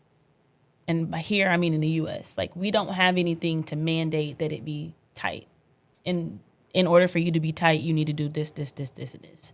So I think until we have something more overarching, maybe we should stay away from that. And even them saying the second half of 2026, that's a lot of work that they have to do to even get there. Yeah, I think it's cool. I don't like the credit card thing. I'm actually not mad at that. I'm not mad at it. I would rather do that. But if somebody your niece go take your credit card, now they think they are older than what they are. Now what? That part. So that's what I'm saying. I don't think it's a good way to verify somebody's age. Mm-hmm. So I don't know. I think that's kind of where I'm at with that one. Let me see. I'm gonna pause right here. Actually. So defense contractor. Let me see if it's on me. It is not. A defense contractor was jailed for selling 0 days to Russia. Let's talk about it. Imagine you're a high-level system administrator for a major defense contractor. You got the keys to the kingdom, access to sensitive military logistics and encrypted communication protocols. But then you get passed over for a promotion, or maybe the coffee in the break room just finally broke you. Instead of updating your resume, Roland Jensen decided to build a logic bomb. This wasn't a physical explosive. It was a sophisticated piece of code buried deep within the company's core infrastructure. It was programmed with the dead man switch. If Roland didn't log in and check in with the system every 72 hours, the code would execute. What was the code designed to do? Absolute digital scorched earth. It would set the wipe primary and backup servers simultaneously. It would rotate all administrative passwords to a randomized 64-character string that even Roland didn't know. Once the damage was done, the system would broadcast a message to every connected terminal in the company that simply said, "Should have paid me more." Oh my God. Savage. That's like savage next level. Roland's plan started to crumble when a junior security analyst noticed a ghost process consuming an unusual amount of CPU cycles during a routine audit. They didn't just find the code, they found Roland's digital fingerprints all over the testing environment where he built the bomb. The FBI Cyber Division moved in and Roland was arrested at his desk, reportedly while he was in the middle of a check-in to keep the bomb from going off.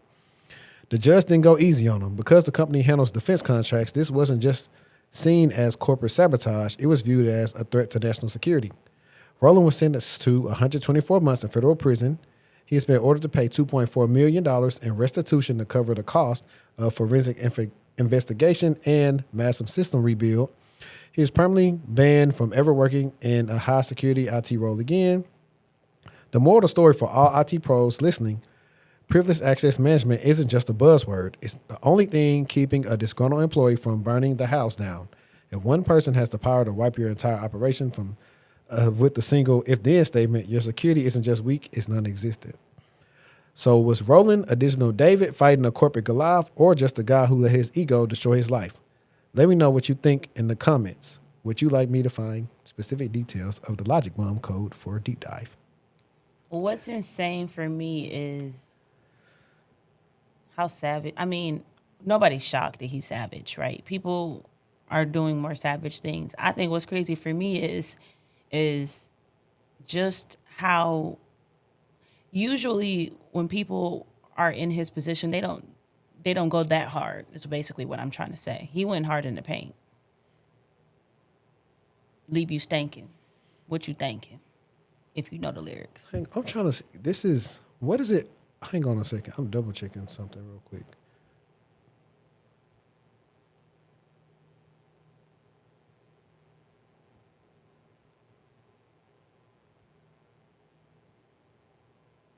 Okay, so I'm right.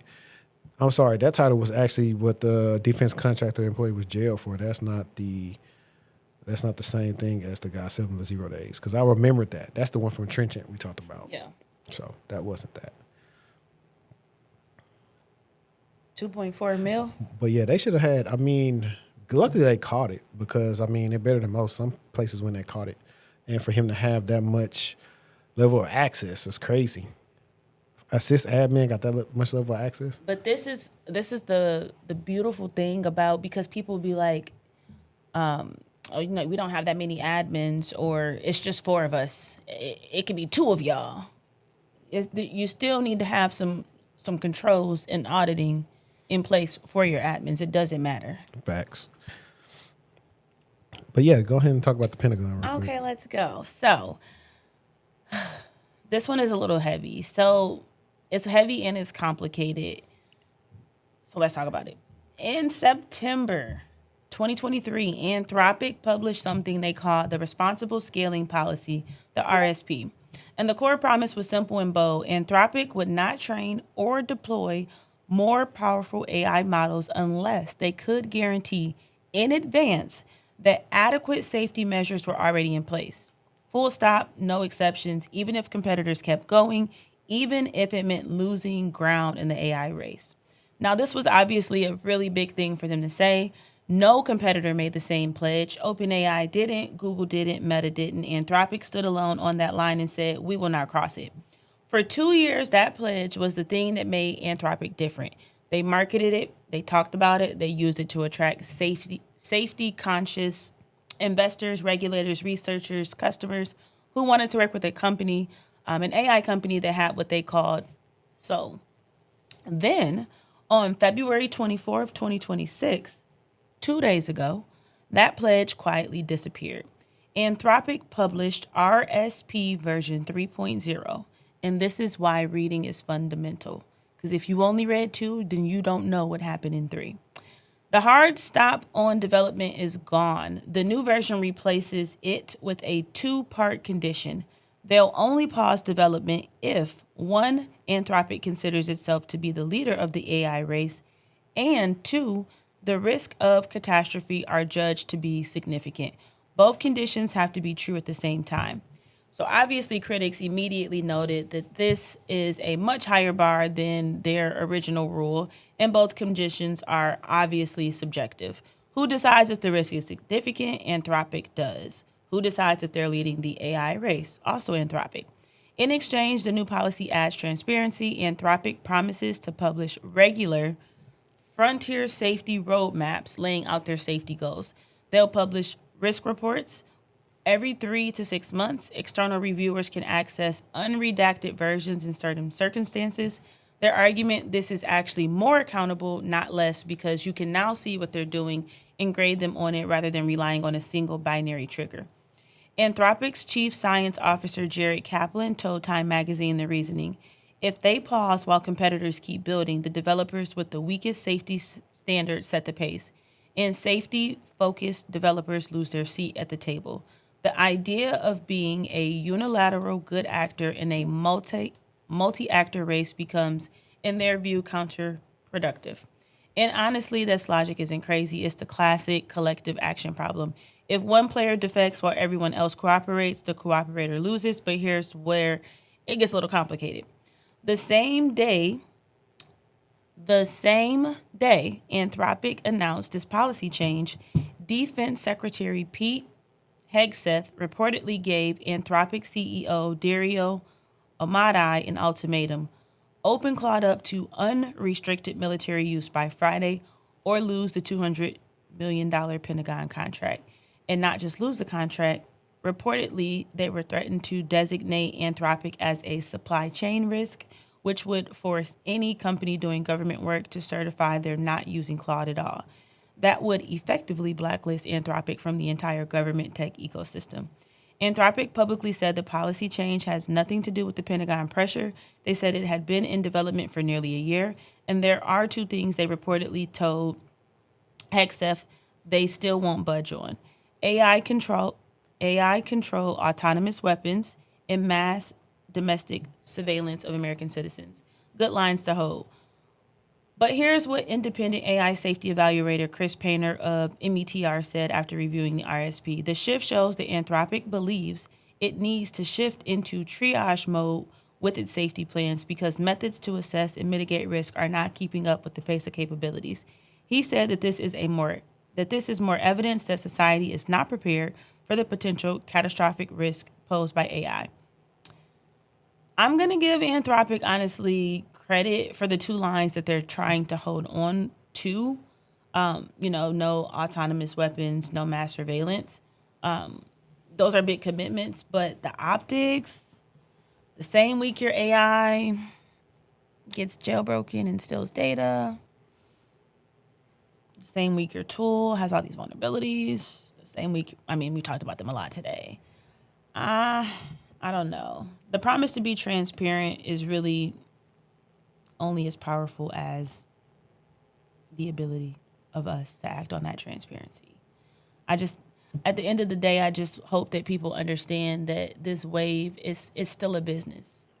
It's still a business. Companies still have to make that profit. And we have to demand that we get some things solidified in place to make sure that we are all safe and protected. Because, you can do anything with AI. We've seen that happen. No, that's facts. I'm just really, that's the scary part when we talk about AI and let's say that it gets hacked now, sometime where they find their way into the government network. Exactly. And now you launch a weapon that's supposed to be, listen, you start a war. Exactly. And first of all, my nerves are bad even thinking about that. It's not even funny, right? But what I'm about to say is like we hee ha ha at these happening on the commercial side, I guess. The thought of any of this happening in the public sector is crazy. Is scary. Yeah, but then, now when everybody think about, you got the Waymos and then all the Android robots coming out. Did you see the door thing? What thing? Where they're paying people to go close the doors because the car can't function if the door isn't closed. Interesting. Basically. I didn't see it.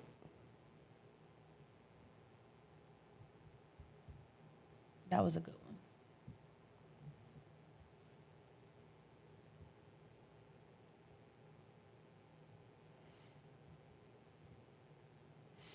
Okay, so I thought about something cool that we could look at real quick. And it's going to be, I'm going to start with this one. Are you a Star Wars fan? So, dang it. No. Let's I mean, the movies are like the new ones. I saw like the new ones. Those were really good. I went to the movies with a coworker. We like weren't best buds or anything, but that was both our first time like ever seeing a Star Wars movie. And the way we were reacting in the movie, the people knew that we had never saw, a movie before. So like the people that were next to us was like, "Is this your first movie?" Oh, we can tell. We can tell. Yeah. Let's see. So check this out. I mean, you can follow along. Nobody on TikTok has made the connection that Obi-Wan Kenobi and Anakin Skywalker from the prequels map perfectly onto millennials and Gen Z in the current world. Think about who Obi-Wan Kenobi is in the prequel trilogy. He's not a revolutionary. He's not the chosen one. He's not the main character destiny picked like Anakin. He's a guy who believed in the system. He was raised at the height of the Jedi Order. He was taught that the rules worked, that the Republic was good, that if you worked hard, stayed disciplined, and did the right thing, things would mostly be okay. Does that sound familiar to anyone? Millennials were raised on go to school, go to college, work hard, be good people. The future is bright. And then we grew up, right as everything started breaking down. Obi-Wan didn't create the system. He inherited faith in it. And by the time he realized that it was flawed and cracking, he had already dedicated his life to existing within it and making sure that it continued to work. That's millennials. We don't believe institutions are perfect, but we grew up in a time where they still kind of worked. And so our instinct isn't to destroy it and burn it down and replace it.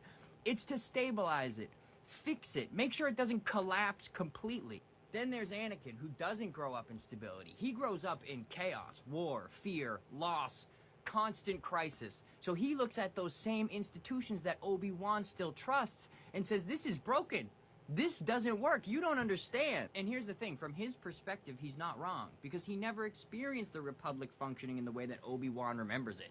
Just like Gen Z never experienced the world that millennials were promised. And this is important. Obi-Wan didn't hate Anakin. He loved him.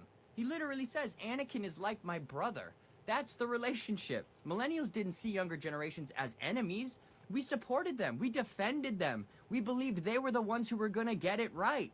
We thought we were on the same side. We thought we were training the chosen one. Somewhere along the line, the relationship changes. Anakin stops seeing Obi-Wan as an ally and starts seeing him as part of the system. Obi-Wan doesn't even realize it's happening. He thinks it's guiding. Anakin thinks he's being controlled, that he's married to the old ways. Anakin thinks drastic change is necessary, and suddenly they're not fighting the same battle anymore. And that's really the tragedy of the prequels, because nobody wakes up trying to be a villain. They both think they're trying to save the future. Obi-Wan thinks stability will protect everyone. Anakin believes destruction is necessary to fix things. They're looking out at the same galaxy and seeing completely different realities. And then it's Mustafar. I know how to fix that, though. They just need to run on. But it's not really a fight. Chords. It's more of a breakup. It's the moment that the mentor realizes that the person he's been training no longer shares his worldview. And Anakin is stronger. He's got more power. Okay, he's talking. He's yapping. But I do agree with him, because it is different. Like how I grew up versus Gen Z is totally different. But for people not familiar with the prequels of Star Wars Episode 1, 2, and 3, Episode 1, Anakin is a kid. And then by the time he's Episode 3, he's a young adult. And for people that don't know, Anakin is precursor to being Darth Vader. So I am your father. He's that person. And he oversimplified it, but I mean, there's a lot of stuff that happens with him getting contaminated and looking at all these different things and, wanting to go against stuff that he didn't feel like was right. So when you get older, that's when you realize the villain wasn't necessarily wrong. So I think he was on point, but I think he was like just yapping a little bit too much. And so that's for my Star Wars peeps. If you're still here, definitely let us know how you feel about that. And then this last one, I actually want to talk about because it goes into what you and I were talking about when we were talking about having electronics and having computers and stuff like that. And it's my guy Tavion, and I thought this was pretty good. Okay, so I like to consider myself a conspiracy theorist, but I don't necessarily think this is a conspiracy because it's happened right before our eyes. We all know that the increase of PC parts is due to AI. All these companies are now powering these AI models. They need data centers, they need storage, they need RAM, they need GPUs, they need all this. That is why you're seeing a lot of this hardware prices increasing significantly. But what people are not realizing is, as the price of this stuff increase, you start to get priced out of being able to purchase this stuff. What happens if you can't purchase this stuff yourself? You can't purchase hard drives. You can't purchase RAM. You can't purchase GPUs. You can't purchase a lot of these PC parts because they're too expensive. Like, what happens with that? Now you have to use these big companies' products. You have to use their SaaS products. You have to use their cloud products. You have to use all of this stuff. And what does that mean? You no longer own your data. Your data is no longer private to you. You can't store your own data on your own stuff or none of that. Nothing. You can't do that. And with your data being stored onto their servers and all this stuff like that, that means they have more access to you. They can advertise more than you. Everything's just like your data is the most important thing, and it's happening right before our eyes to where we cannot own or be able to afford small things such as hard drives. That is crazy. He is right, because them joints is expensive they're now. so expensive. Like, so I've actually been seeing some videos. About that on TikTok, but I just rolled my eyes at the thought of more advertisements. Like, Thanks. please. Let me let them finish cooking real quick. And people are not realizing that, and people are not really paying attention to that. And I think that's really crazy, because as time goes on, that whole idea of privacy and freedom and stuff like that, it's no longer going to matter, because you can't even you can't even have your own PC and stuff like that in your own house because this stuff is too expensive. You can even see it right now where Amazon is starting to have like these cloud game servers. Even NVIDIA and Microsoft and all this, they're getting to the point where it's like, well, no, y'all don't even need PCs. just stream it to the cloud. Mm-hmm. Like, huh? That is crazy, bro. Let's start paying attention, dog. This is going to be a crazy thing in the next 5 years. He ate down. He right, though. He definitely ate down, because I absolutely see the game systems being in the cloud. Yeah. I don't know, man. It's definitely, that's when you start feeling bad for the younger generation. Like, they'll have these phones, but we know that Gen Z and Gen Alpha, they don't know how to work computers. That part. All they have is tablets. Mm-hmm. So I actually have just said I'm going to actually start showing the kids how to work the stuff. But they so smart. It's like you show them too much. Now they doing too much. And that's where it is. Because that Natalie, she grabbed that phone, you would think it's hers. And I'd be like, bro. That's why I tell them, I said, oh no, why you gave her your codes? She don't have my codes. I'm like, she not finna be using, unlimited access to my phone and then hitting the wrong thing or whatever. That's what kids do all the time. So I don't know, man. But if you are experiencing issues with buying RAM and hard drives, let us know in the comments. Everybody's been complaining about RAM prices. Because I want to eventually I want to put a NAS in here so I can stop paying for Dropbox and everything else. They don't even know what that is. Right. And it's just a network address system, storage. Network, something storage. Wow. Look, I mean, I'm not. We don't even know what it is. You don't even know what happened to the last security guards. Network attached storage. There we go. That's the address.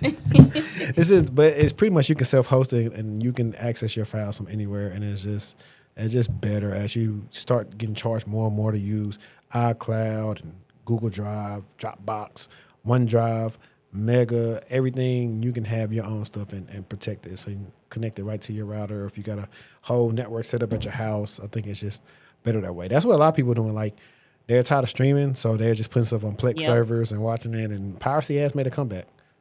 I found me a whole website to watch all Game of Thrones ad-free. Because at this point, you might as well just go back and get cable. I'm glad that you're enjoying Game of Thrones, though. Because you were like, not... I've been asking you, have you watched it? You was like, I knew I wouldn't. I never watched it, so I never... Ain't it ratchet? It's worse. It's white people. It's insane. It's an insane You know what's funny? show. I'm going to leave on this tip. I was telling Giselle that if the people would switch. Like if black people was in Game of Thrones versus white people, they would say their names ghetto. Like what? Tyrion, Khaleesi, Definitely. Joffrey, Definitely Khaleesi. Arya, all them people names, they would be saying they ghetto names. Yeah. Just because it just ain't got the complexion for the protection. I'm ready for you to actually get to House of Dragon. What's that? That's after? It's actually before. Oh, they're talking about the precursor stuff? Yeah. I don't know. It's better. I may finish it, or I may Is it? or I just may find something that sum it up for me. For the most part, that's what I'll do. But guys, I appreciate you for sticking with us this long, especially the technical difficulties and having fun. I'm promising you we will get back to doing the live content eventually. And, I put the voicemail link out today. Nobody left no voicemail, so leave the voicemails. Subscribe to us on the Patreon. If you got better at your job or got a promotion because of the show, please let us know. We'll definitely shout you out. But like I always say, let's stay textual. And until next time, we out. Peace.